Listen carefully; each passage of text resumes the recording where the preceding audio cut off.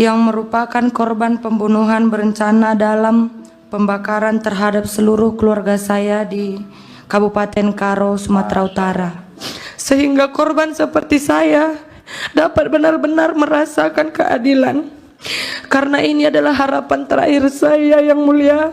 Saya sangat-sangat bermohon kepada Yang Mulia Majelis Hakim sekalian agar dapat mempertimbangkan permohonan saya, anak sebatang kara ini, dalam mencari keadilan. Saya itu kalau denger berita kayak gini kok miris banget, kasihan banget. Bayangin saja ya, jadi ada sebuah keluarga yang terdiri dari bapak, ibu, adik, dan anak mati bareng karena rumahnya dibakar. Sedangkan ketika anak yang pertama ini masih hidup dan meminta keadilan, ternyata sampai sekarang belum didapatkan. Sedangkan otak dari pembunuhan satu keluarga ini sampai sekarang masih melenggang dinas di TNI. Eva Meliani Pasaribu. Jadi yang menjadi korban adalah Bapak Riko Sampurna Pasaribu, berikut ibu, berikut adik Kak Eva, dan anaknya Kak Eva ini. Buat Kak Eva, saya tidak bisa memberikan bantuan apa-apa. Yang bisa kami lakukan hanya memanfaatkan media sosial YouTube saya ini untuk membagikan apa yang dialami oleh Kak Eva. Selebihnya saya minta kepada teman-teman, ayo kita viralkan. Karena di zaman sekarang ini ya, kriminal seperti apapun kalau no viral, no justice. Kalau nggak viral, nggak ada keadilan di sana. Mari kita viralkan. Nyesek saya lihatnya, sumpah.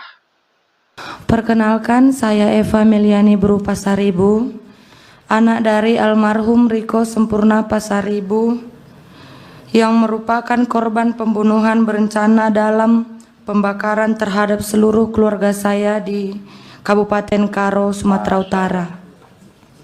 Tidak hanya ayah, ibu, adik, dan anak saya juga ikut tewas dalam kejadian tersebut, yang dimana peristiwa tersebut kuat dugaan saya dikarenakan pemberitaan ayah saya selaku jurnalis.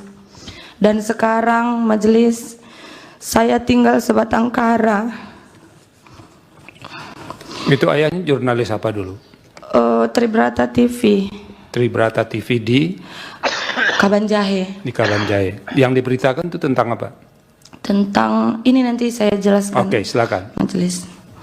Saya meyakini berdasarkan bukti-bukti dan pemeriksaan yang dilakukan oleh pihak kepolisian bahwa peristiwa ini terjadi karena ayah saya memberitakan bisnis judi yang diduga dibekingi oleh oknum TNI.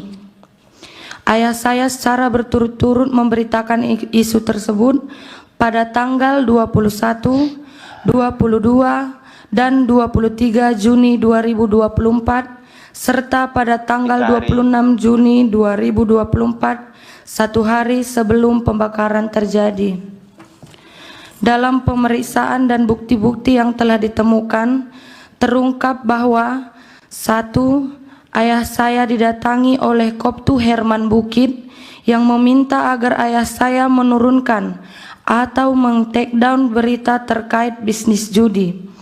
2. Ayah saya merasa terancam dan mengatakan akan meminta perlindungan ke Polda Sumut.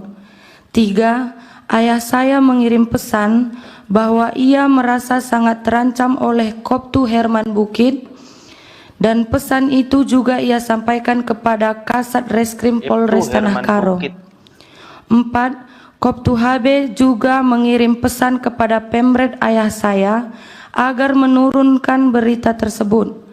5. Dari hasil investigasi, ayah saya dihimbau untuk tidak pulang ke rumah karena alasan keamanan.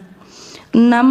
Bebas Ginting, seorang pengawas lokasi judi yang diberitakan, justru tidak memiliki masalah apapun dengan ayah saya, melainkan hubungan mereka sangatlah akrab. 7. Bebas Ginting pernah menelepon saya dan mengatakan bahwa adanya keterlibatan Koptu Herman Bukit tersebut. Bahkan menyampaikan bahwa Koptu Herman Bukit itulah yang menyuruh dia melakukan pembakaran. Ke-8, Bebas Ginting juga menyampaikan di persidangan bahwa ada pihak lain yang terlibat dan para eksekutor menerima uang 1 juta rupiah sebagai bonus karena telah melakukan pembakaran. Mengetahui semua dugaan keterlibatan Koptu Herman Bukit dalam peristiwa ini, kami pun membuat laporan di Puspom Angkatan Darat Jakarta. Begitupun kami masih disuruh membuat laporan lagi di Medan. Kami mengikuti semua prosedur, tetapi berjalannya waktu, pihak Pomdam 1 Bukit Barisan tidak memberikan hasil pemeriksaan mereka. Setiap kami follow up ke sana, kami selalu dibola-bola dan penyidiknya sampai ganti-ganti, sehingga memperlambat berjalannya kasus ini. Kami juga sudah advokasi di nasional, mendatangi Puspom Angkatan Darat di Jakarta, dan Wadansat Idik Puspom Angkatan Darat menyampaikan kepada kami kalau akan segera ditetapkan tersangka. Tetapi ketika kami kembali ke Medan, kami kembali dihadapkan kepada proses yang tidak jelas dan tidak transparan dari Pomdam 1 Bukit Barisan. Yang Mulia Majelis Hakim, perbedaan perlakuan antara pelaku sipil dan pelaku dari unsur militer sangat terlihat dari awal penanganan perkara. Para pelaku sipil ditangkap cepat, ditahan, diperiksa secara terbuka, dan proses persidangan berjalan dengan akses publik penuh. Sebaliknya, proses terhadap Koptu Herman Bukit tersebut berlangsung tertutup, minim informasi, dan tidak melibatkan mekanisme pengawasan yang memungkinkan keluarga korban atau masyarakat sipil melakukan pemantauan. Keadaan ini menimbulkan kekhawatiran mendalam sekaligus luka hukum bagi saya sebagai korban, karena menunjukkan bahwa ketika seorang pelaku berasal dari institusi militer, proses hukum seolah berada di luar jangkauan kontrol publik. Berbeda dengan jika pelakunya seorang warga sipil. Dalam konteks ini, pemberitaan media secara konsisten menggarisbawahi bahwa ketertutupan peradilan militer dan kewenangan internal institusi TNI berpotensi membuat proses hukum terhadap anggotanya tidak akuntabel dan rawan melahirkan impunitas.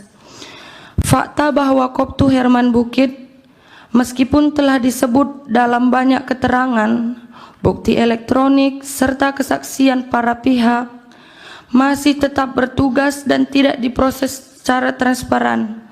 Bagi saya, merupakan bukti nyata terjadi ketimpangan perlakuan hukum.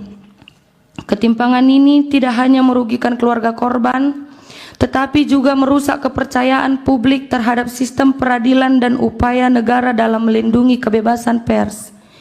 Yang Mulia Majelis Hakim, izinkan saya menutup keterangan ini dengan satu hal yang terus teringat dalam benak saya.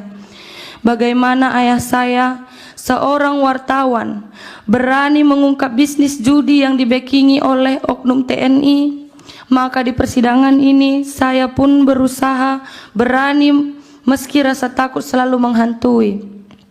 Betapa mendatangkan trauma bagi saya bahwa dengan bukti keterlibatan sebesar apapun, Koptu Herman Bukit masih bebas dan menjalankan tugasnya, digaji oleh negara, sementara para eksekutor lainnya sudah dijatuhi hukuman pidana seumur hidup. Saya memohon kepada Yang Mulia agar keadilan tidak padam seperti api yang telah merenggut nyawa keluarga saya.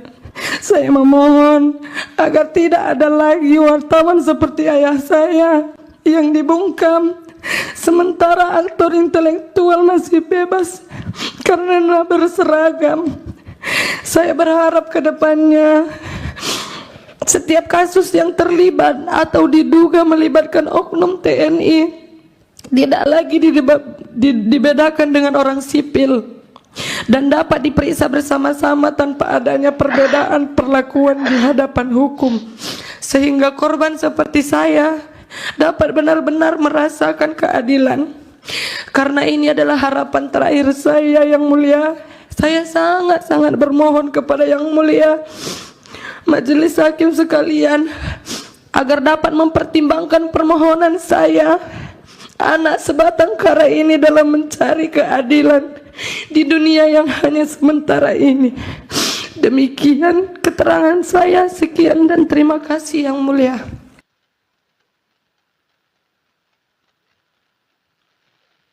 Saya udah nggak bisa ngomong apa-apa ya. Bayangan saja satu keluarga habis terbakar di rumah itu, bapak, ibu, adik, bahkan anak juga ikut menjadi korban. Tapi di sisi lain, dalang dari pembunuhan itu masih melenggang, masih kerja, masih berdinas, dibayar oleh negara. Ini saatnya kita menggunakan media sosial kita, teman-teman, untuk membantu saudara-saudara kita yang terzolimi. Mari kita viralkan, karena no viral no justice.